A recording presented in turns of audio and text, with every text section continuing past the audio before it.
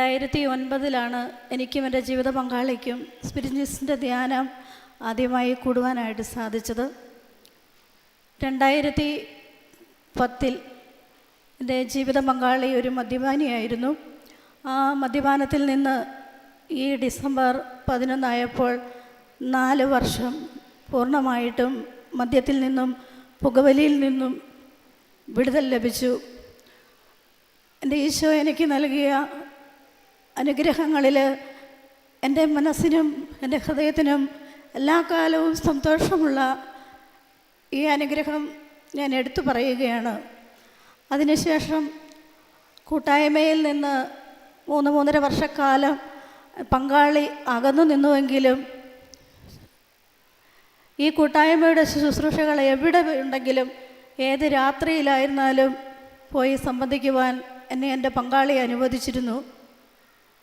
ഇന്നലെ ഈ കൂട്ടായ്മ ഇവിടെ നടക്കുമ്പോൾ എൻ്റെ പങ്കാളിയോടൊത്ത് ഈ ശുശ്രൂഷാ ഹാളിൽ കടന്നു വരാൻ കഴിഞ്ഞത്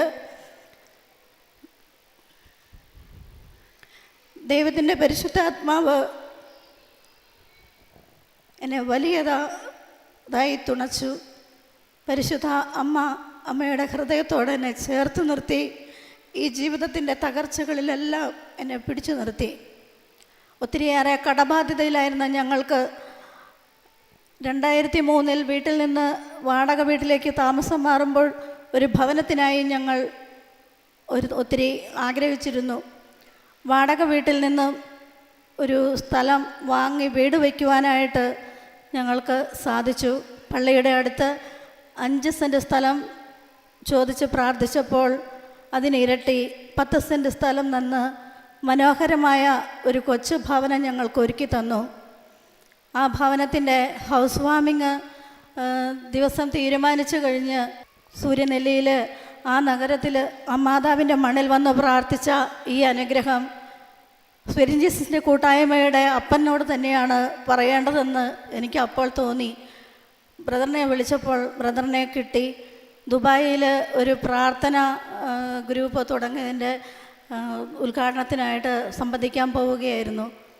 എന്നെ വിളിച്ച് ഒത്തിരി അനുഗ്രഹങ്ങൾ നേർന്ന് പ്രാർത്ഥിച്ചു. ആ പ്രാർത്ഥനയ്ക്ക് ശേഷം തുടർന്നുള്ള കാര്യങ്ങൾ ഭംഗിയായി നടന്നു.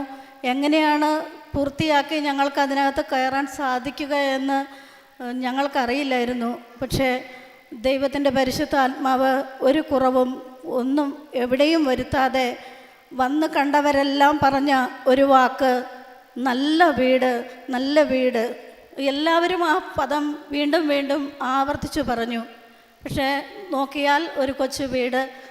ഇന്നലെ ഒരു സഹോദരൻ പറയുകയുണ്ടായി, പുറത്തുനിന്ന് നോക്കിക്കഴിഞ്ഞപ്പോൾ ടീച്ചർ ഈ വീടാണോ വെച്ചത് എന്ന് തോന്നി.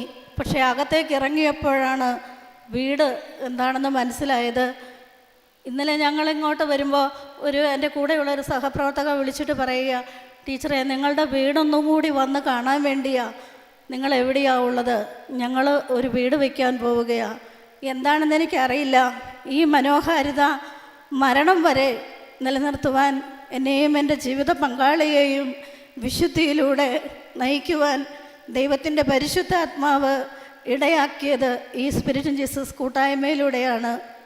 അവിടെ എത്ര നന്ദി പറഞ്ഞാലും മതിയാത്ത എൻ്റെ പൊന്നുതമ്പുരാൻ്റെ മുൻപിൽ ഇനിയുള്ള ജീവിതം ജീവിച്ചു തീർക്കുവാൻ ദൈവത്തിൻ്റെ പരിശുദ്ധാത്മാവ് എല്ലായ്പ്പോഴും അഭിഷേകമായി ഞങ്ങളുടെ കൂടെ ഉണ്ടാകുവാൻ എല്ലാ സഹോദരങ്ങളുടെയും പ്രാർത്ഥനയിൽ ഞങ്ങളെ ഓർമ്മിക്കണമെന്ന് അപേക്ഷിക്കുന്നു. ഇതോടൊപ്പം എൻ്റെ ഈശോയ്ക്ക്, മാതാവിന്, പരിശുദ്ധാത്മാവിന് ഒത്തിരിയേറെ നന്ദി പറയുന്നു.